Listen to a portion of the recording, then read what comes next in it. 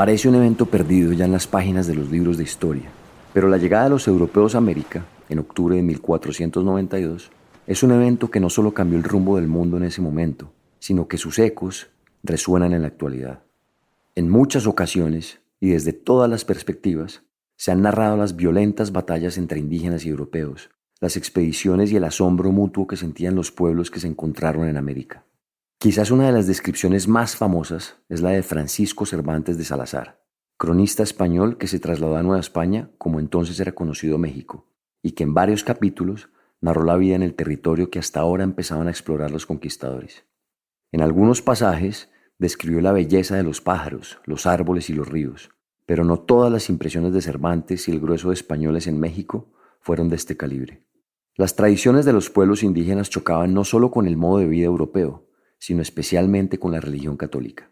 Sobre las creencias ancestrales, Cervantes escribió: «¿Cómo estos miserables hombres vivían de tanta ceguedad, siguiendo por maestro al demonio, padre de mentiras? En ninguna cosa acertaban, así en la ley natural como en el conocimiento de otras cosas naturales, que sin nombre de fe alcanzaron los sabios antiguos, como era el número y movimiento de los cielos, el curso y propiedades de los planetas y signos». Desafortunadamente esa visión, que estigmatizaba las creencias de tantos pueblos, acabó impuesta.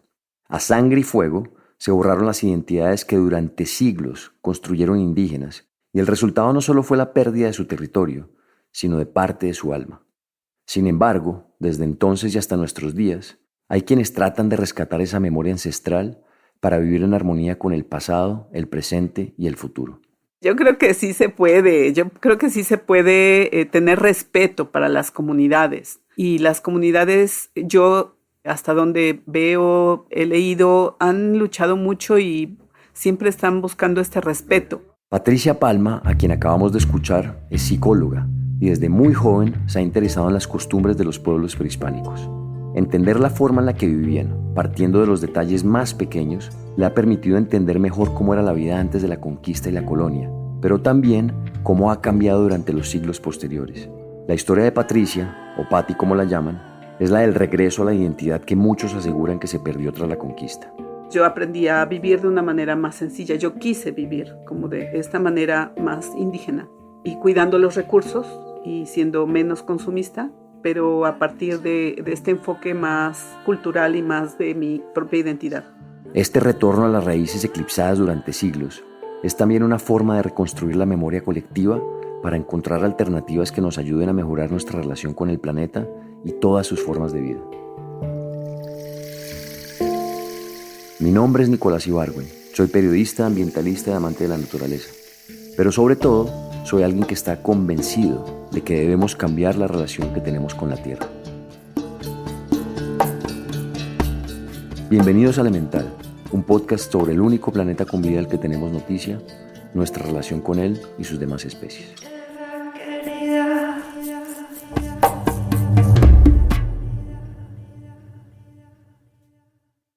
Patti es la segunda de 4 hermanos.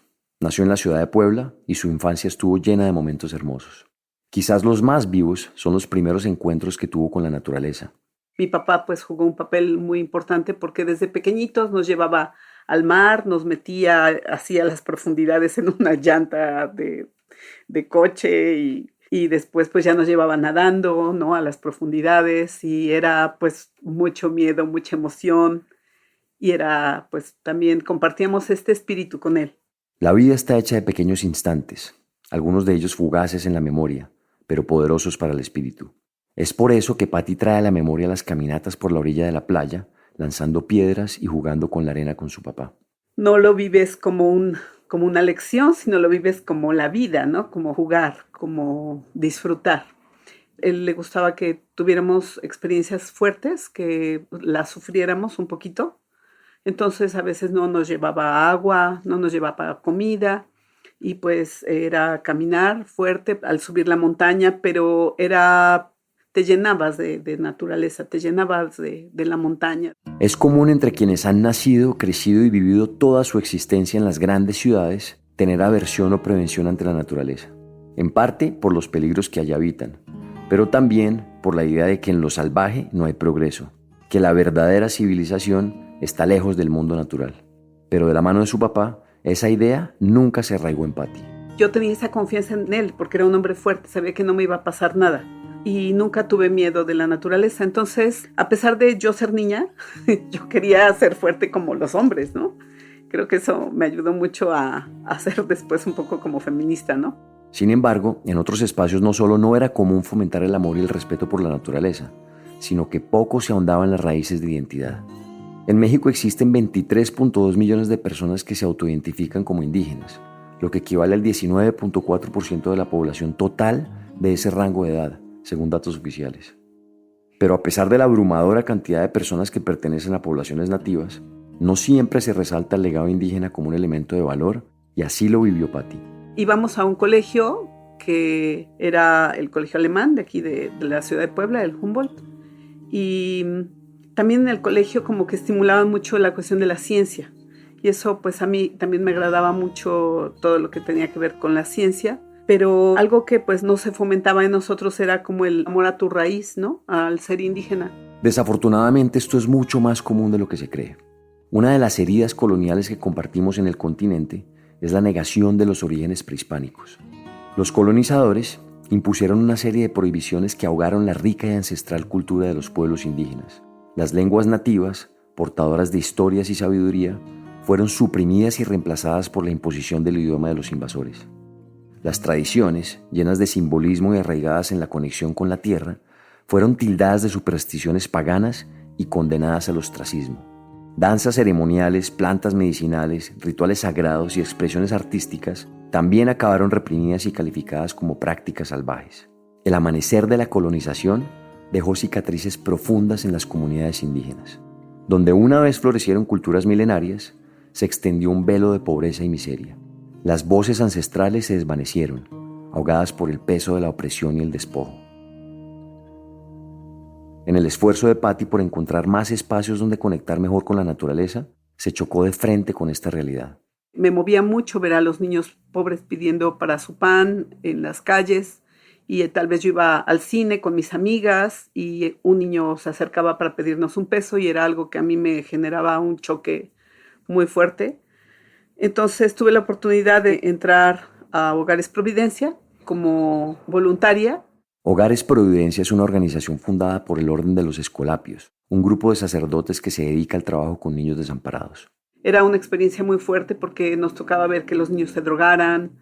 Las casas eran muy sencillas, solo había para dormir catres con su cobija, todo era muy austero, la comida, todo lo que los niños tenían ahí, pero se les daba escuela y pues tenían alimento. Y para mí era muy impresionante ver que los niños tuvieran que vivir esa pobreza y que la gente de clase media alta no nos enterábamos que estaba pasando eso. Empezar a trabajar con y para los niños que atravesaban esta situación tan difícil renovó los ánimos de Patricia. En cierta medida, le dio un rumbo a su vida a través de la labor comunitaria. Decidimos hacer un trabajo preventivo en una comunidad en donde viéramos que el tejido social estaba siendo pues desmantelado, roto por el crecimiento de la ciudad, ¿no? Entonces, pues sabíamos que la ciudad estaba creciendo hacia esta área de la ciudad de Puebla, que es como el sureste. Yo quería hacer una organización que trabajara con los niños de esta comunidad, que se previniera que estos niños llegaran a romper vínculos con su familia para irse a la calle, para drogarse. De acuerdo con estudios realizados por la Escuela Nacional de Trabajo Social, 4 de cada 10 niñas y niños que viven en situación de calle en México caen en las adicciones con diferentes estupefacientes y en manos de la delincuencia. La presión que ejercen las ciudades en medio de la carrera frenética por producir y alcanzar el éxito lleva muchas veces a estas situaciones que describe Patti. Así que una solución que planteó para hacerle frente fue el Calpulli de los niños, un proyecto comunitario en la comunidad de raíces indígenas de San Bernardino Tlaxcalancingo, en la periferia de la ciudad de Puebla. Calpulli, en la lengua náhuatl, significa barrio, y el sueño de Patti era crear espacios seguros y creativos para los más pequeños. Realmente yo no tenía como idea de qué estaba pasando en el mundo y que fuera en mi mundo, ¿no? Que era mi estado y niños que vivían ahí en el centro de la ciudad o en colonias en los márgenes. Entonces fue que por eso después yo quise venir a trabajar aquí, a Tlaxcalancingo. Su papá tenía un terreno en esa zona y Patti lo convenció de dejarla a ella y una de sus grandes amigas crear allí el Calpulli. y empezamos a trabajar muy, muy duro. Sembramos maíz, empezamos dando talleres de arte, de pintura, de teatro, dábamos cocina a los niños y pues yo estudié psicología. Entonces, pues dije, vamos a dar talleres de orientación sexual, de autoestima, de pues ver qué se necesita en la comunidad. El sueño apuntaba muy alto, y aunque era esa clase de proyectos que requieren tiempo, paciencia y amor, Patty estaba segura de recoger los frutos del esfuerzo a favor de la comunidad. Pero cuando ya estaba trabajando en el Calpulli de los niños, apareció una persona que cambiaría radicalmente su vida. El proyecto de Patty la acercó a personas que también trabajaban para brindarles más herramientas a los niños. Uno de ellos fue el profesor Andrés Fernández. Lo conocí porque era director de la preparatoria y queríamos dar talleres ahí. Entonces él me habló de la historia de México, que si yo sabía que era Calpulli de los niños. Y yo le dije, pues yo leí que Calpulli es como el barrio.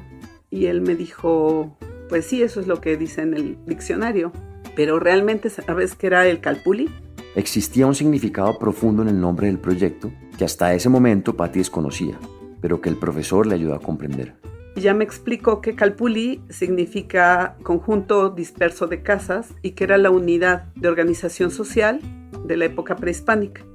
Entonces era esta unidad en donde diferentes familias se unían para el trabajo social, para el trabajo de la economía, las cuestiones religiosas, ¿no?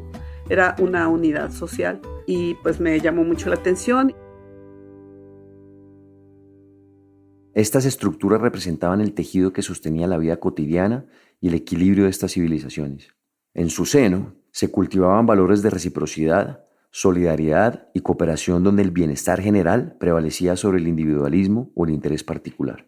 A través de las unidades comunitarias se compartía el conocimiento, se administraban los recursos de manera sostenible y se resolvían conflictos de forma colectiva.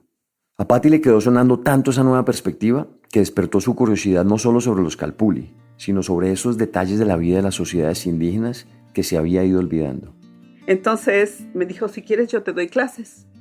Y le dije, ay, sí, claro que sí. Llevé a mi familia, llevé a mis amigos y él nos daba estas clases de Historia de México y pues de este México prehispánico.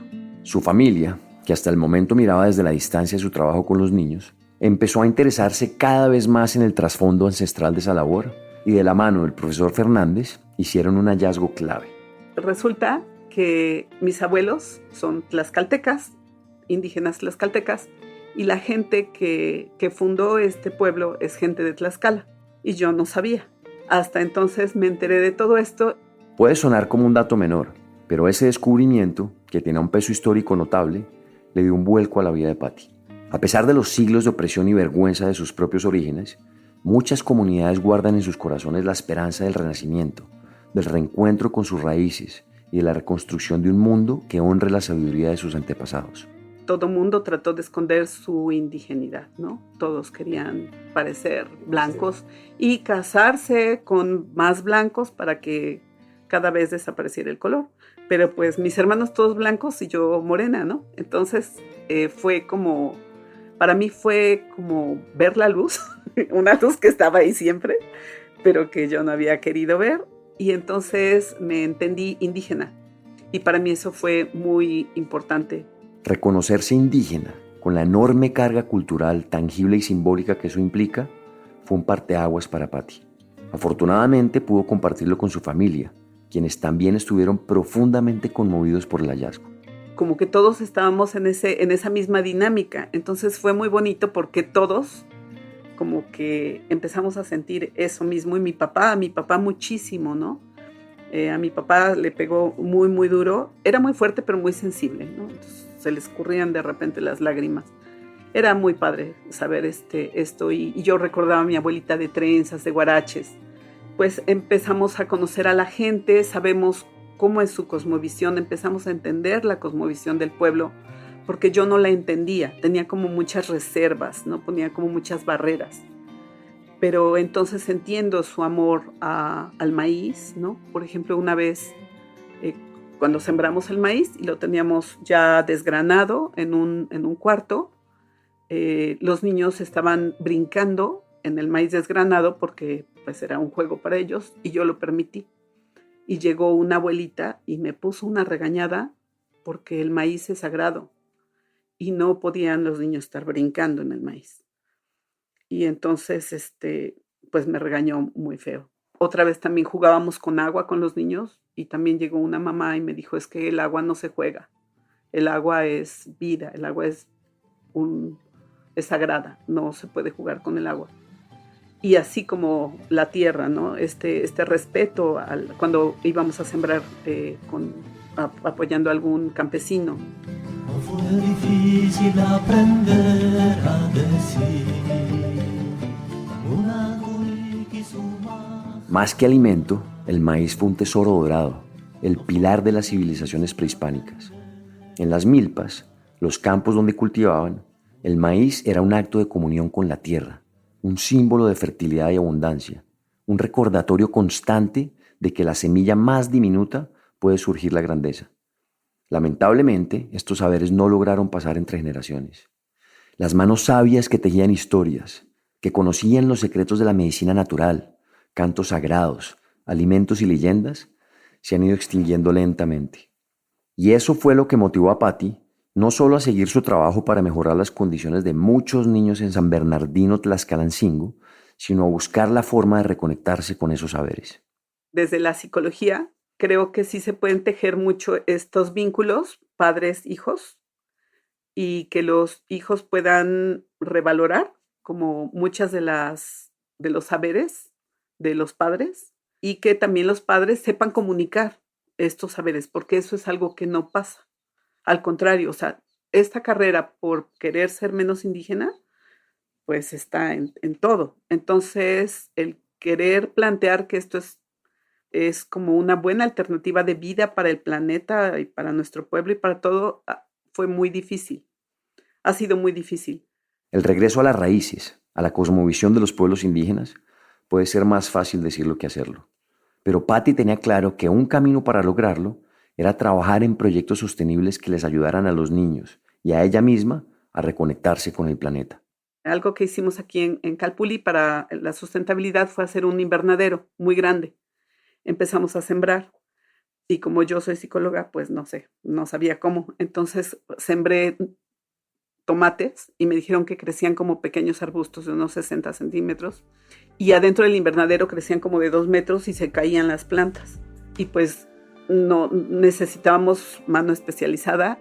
En la antigüedad, la siembra requería no solo conocimientos en agricultura, que las sociedades indígenas fueron puliendo a lo largo de los siglos, sino un trasfondo espiritual. Regresando al caso del maíz, por ejemplo, las comunidades tejían una estrecha relación con los ciclos naturales y las energías cósmicas. Antes de la siembra, se realizaban ceremonias sagradas para honrar a la Madre Tierra y a los espíritus de la naturaleza. Los agricultores preparaban cuidadosamente el terreno mediante técnicas como el roza, tumba, quema, utilizando el fuego para limpiar y fertilizar el suelo. Con intuición aguda, elegían las semillas adecuadas para cada variedad de maíz, seleccionando las más resistentes y adaptadas a las condiciones locales. Una vez preparado el terreno, llegaba el momento sagrado de sembrar. Los agricultores indígenas trazaban surcos en la tierra con precisión milimétrica, respetando el orden y la simetría como un rito que se enlazaba con la armonía del cosmos. Pero aunque no se tratara del maíz y su complejo sistema de siembra, Patti necesitaba ayuda en el calpulli de los niños. Entonces vino a ayudarme un muchacho muy guapo, ¿no? De la comunidad, y me encantó desde que lo vi. Y entonces, pues se llama Justino y él me empezó a ayudar y ya trabajó muy bien en el invernadero, nos ayudó muchísimo. La forma en la que habla de Justino permite anticipar lo que ocurrió. Quizás cuando menos lo esperaba y atravesando esa epifanía de los orígenes de su familia y el intento por regresar a las raíces, se enamoró. Entonces nos casamos en el 99 y pues eso me hizo también como adentrarme más a la comunidad. Una cosa es que fuera la maestra y otra cosa es que ya me casé con alguien de la comunidad. Con un compañero como Justino, que como dice Patti, llevaba mucho más tiempo en la comunidad, su trabajo fue mucho más llevadero. Nos apoyamos mucho de la educación popular para que las personas pues puedan hablar de lo que para ellos es valioso, para lo que ellos es rico. Y entonces esto hace que también ellos se empoderen en sus saberes. Y después hablamos de cómo comunicar estos temas a los hijos. Es decir, que el trabajo ya no solo estaba enfocado en los niños y la prevención frente a las condiciones de marginalidad que enfrentaban en los entornos urbanos, sino en el empoderamiento de la identidad, que Patti también compartía con ellos. La trascendencia de los saberes indígenas entre generaciones como una poderosa forma de resistencia cultural. Los saberes pues son precisamente este cuidado a la madre tierra, el amor a la madre tierra que tienen los abuelos, el amor a su lugar, ¿no? A su espacio, a sus tradiciones, a sus costumbres. Los niños a veces ya no lo viven tanto porque los papás ya trabajan tanto en cuestiones más de la ciudad, ¿no? Entonces, los abuelos son quienes tienen todavía guardado mucho esto. Sin embargo, los obstáculos no tardaron en llegar.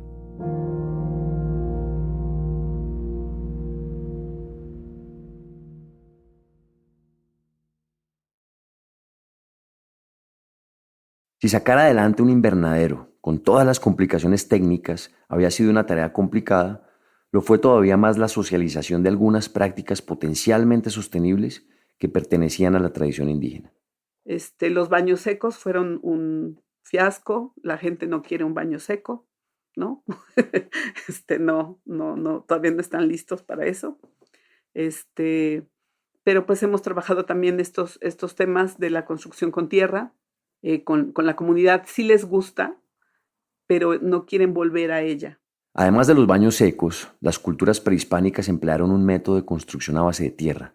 Muros de arcilla mezclada con agua y con una buena cimentación eran los hogares de la época. Debido a sus propiedades térmicas, estos muros son un perfecto aislante. Pueden retener el calor de una chimenea en un día frío y mantener la casa fresca durante primavera y verano. Sin embargo, como cuenta Patti, por más sostenibles o simbólicas que fueran estas tradiciones, encontró resistencia. Entonces, difícilmente ellos les gusta, pero no se acaban de animar a, sí hago mi casa de tierra, ¿no? Sí les gusta, pero no dan el paso. O sea, les llama mucho la atención el vivir como la gente de la ciudad. Pero la cosa iba mucho más allá de abrazar tradiciones milenarias. En poco tiempo se enfrentaron a un poder mucho más grande que su comunidad. Las inmobiliarias han avanzado mucho sobre nuestro territorio, San Andrés Cholula, y pues han construido fraccionamientos enormes, ¿no? Que no son fraccionamientos, sino ya son como ciudades, ¿no? Aquí también en Tlaxcalancingo había un programa de que iban a hacer aquí, ya iba a ser parte de la megalópolis, iban a abrir boulevards y pues todo esto iba a hacer que subiera la plusvalía de la tierra, pero también los impuestos. Entonces la gente común como nosotros no podría pagar estos impuestos, iba a cambiar el uso de la tierra y pues íbamos a salir expulsados de aquí. Entonces hay un fuerte trabajo para hacer como un programa alterno con una consulta comunitaria, una consulta indígena, porque nos consideramos un pueblo indígena. Esta situación obligó a la comunidad a reunirse para definir un plan de acción de cara al presente y al futuro. Además de organizar la oposición al proyecto, les interesaba construir propuestas. Entonces la gente, por ejemplo, quiere que se construyan colectores pluviales, ¿no? En donde el agua de lluvia vaya aparte de los drenajes. Quieren que se hagan pozos de absorción de agua pluvial. No quieren que se hagan grandes boulevards, ¿no? No quieren grandes avenidas, sino máximo de 12 metros. Quieren que haya ciclovías, ¿no? Que haya lugar para las bicicletas, que haya parques, que haya escuelas para los niños, o sea, lo que toda comunidad quiere. La cuestión es que el gobierno dice, pues vamos a hacer una ciudad, pero no para ustedes, es para gente que va a venir de fuera, que van a pagar mucho y ustedes sabrán a dónde se van, ¿no? El impacto sobre el terreno, sobre la comunidad y los esfuerzos para reconectarse con los orígenes que implica un proyecto de esta magnitud es devastador. Pero como ha ocurrido en tantas partes de América Latina con represas y minas, los proyectos inmobiliarios también llegan con grandes promesas de inversión, que sobre el papel llenan de beneficios a las comunidades que viven en el territorio. Ese riesgo hizo parte de los talleres que adelantaron Patti y los pobladores para decidir su posición al respecto. Aquí los campos de cultivo siguen absorbiendo el agua de la lluvia, los pozos se vuelven a alimentar, tenemos agua buena, pero pues los gobiernos no piensan en eso, sino que están como a veces, pues sobre todo gobiernos de derecha, ¿no? Están muy casados con las corporaciones inmobiliarias. Entonces, pues estamos en esa lucha y pues el tejido social se sigue construyendo. Procuramos estar como unidos con estas organizaciones. Hay una radio comunitaria, Radio Choloyan, que también hace un gran trabajo. Entonces, algo bueno de esta comunidad es que hay como hay varias organizaciones y estamos unidas, no estamos peleadas, ¿no? Eso es muy, muy importante. Que haya organización, que haya unidad y que pues empujemos para el mismo lado. Este esfuerzo con las organizaciones, la comunidad y tantas personas que los apoyan ha reforzado no solamente la vocación de Patti por rescatar el orgullo de las raíces indígenas, sino de construir alternativas de vida que estén en armonía con la naturaleza y los intereses de las personas. Aún con estas problemáticas, Calpulli sigue en pie. Para la gente que viene de las ciudades tal vez es difícil entender la ecología desde un punto de vista más cultural, ¿no?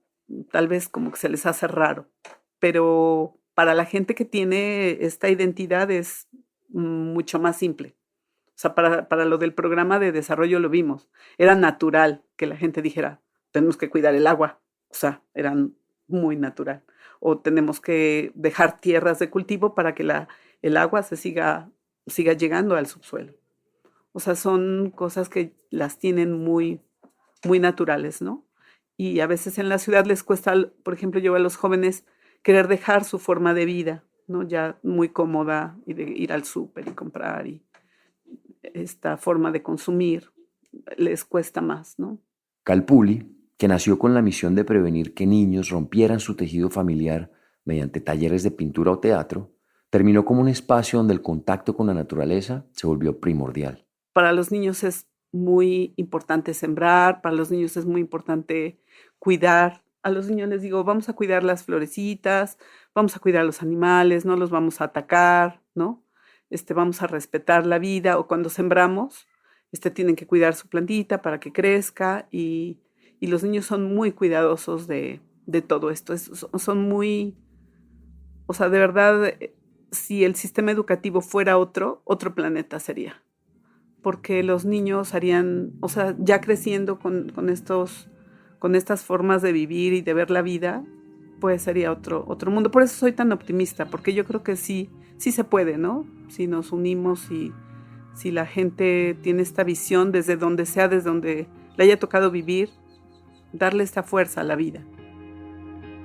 Ya son 30 años desde la fundación de Calpulli. En sus aulas han pasado más de 500 niños. Patti continúa como guía para los estudiantes que hacen su servicio social con ella. Ha logrado que su lugar de trabajo sea también su hogar. Actualmente vive en Calpulli con su esposo y sus 2 hijas. Pues el otro es muy esperanzador de estas luchas, de este posicionamiento de la gente, de las comunidades, que la gente cobre conciencia, que no tengamos tantos hijos y que la población pueda encontrar una estabilidad, ¿no? Que el humano desarrolle esta tecnología para el bien de la humanidad y depende de nosotros, no depende de nadie más, depende de nosotros, ¿no? De los gobiernos no depende porque nosotros los tenemos que empujar y tenemos que hacer que hagan lo que la gente quiere, ¿no? Lo que el pueblo quiere, ¿no? Lo que la humanidad necesita. Entonces sí creo que podemos hasta con los Goliaths, ¿no? O sea, sí podemos. Nada más es cosa de unirnos todos. En el regreso a las raíces, los pueblos indígenas pueden descubrir la fuerza y la resistencia que yacen en su herencia ancestral. A medida que abrazan sus tradiciones, se empoderan para enfrentar los desafíos actuales y las injusticias históricas. Las enseñanzas transmitidas por sus ancestros se convierten en la brújula que los guía hacia la justicia social, la equidad y la preservación de la biodiversidad. En el renacimiento de una identidad profunda y arraigada, el renacer de un legado que se niega a quedar confinado nuevamente a la vergüenza.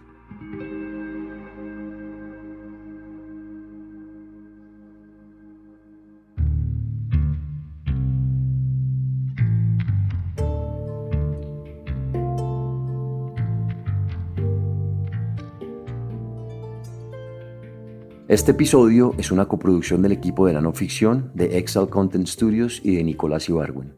Producción en México por Omar Bautista.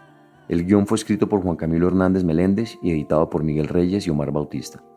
La producción ejecutiva es de Isaac Lee y Carmen Graterol. Daniel Batista dirige el área de audio en Exile Content Studios. La mezcla y el diseño de sonido son de Valentina Fonseca y Daniel Díaz. La canción de introducción y cierre es de Manuela Mejía y el handpan es interpretado por Felipe Ibargüen. La ilustración de la portada es de Isabela Soto Vallejo. La canción que escucharon sobre el maíz se titula Linda Palomita y es interpretada por Alonso del Río. Si tienen comentarios, escríbanos a nuestro Instagram, @podcastelemental. Y si les gusta este trabajo, ayúdenos a regar la voz. Recomiéndenlo a amigos o familia a quienes les pueda servir o interesar. También no se olviden de darle clic al botón de seguir o follow y a la campanita dentro del show Elemental para no perderse ningún capítulo nuevo. Muchas gracias por escucharnos. Hasta la próxima semana.